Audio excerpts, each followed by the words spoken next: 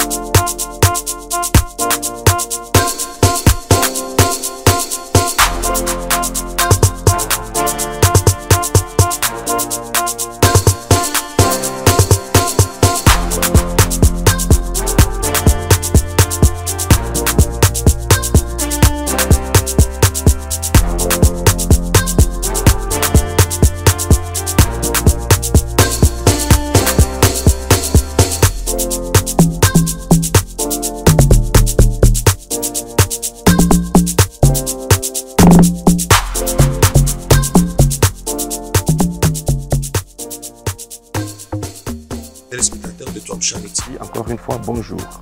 Aujourd'hui, nous sommes dans la ville de Bukavu, sur les tronçons à la de Nyawera, vers le rond-point dit Essence, où tout le monde est attelé à faire du travail, de raccommodage et de réparation de la route.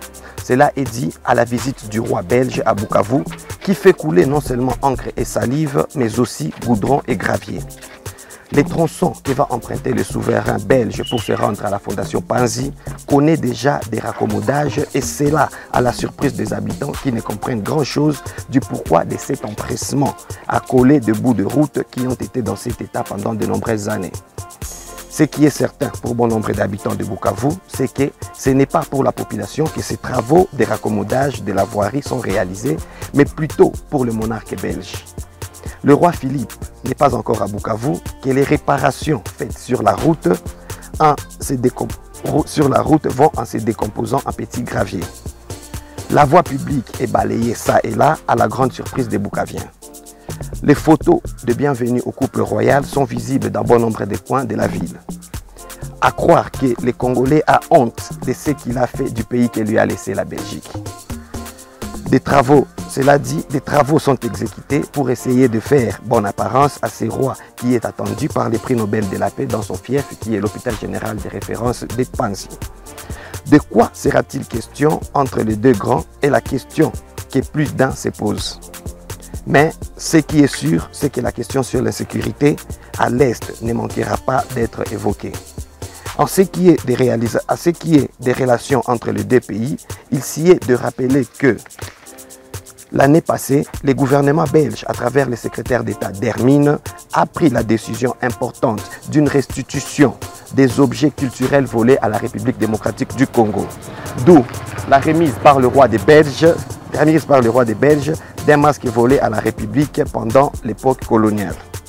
Sur ce qui est de l'insécurité à l'Est, le roi a dans son discours devant le président de la République et les députés nationaux, la presse aussi, déclaré ce qui suit, je cite: « Aujourd'hui, l'instabilité à l'Est du pays, où règne trop souvent une violence inhumaine et l'impunité demeure une grande source d'inquiétude pour nous tous.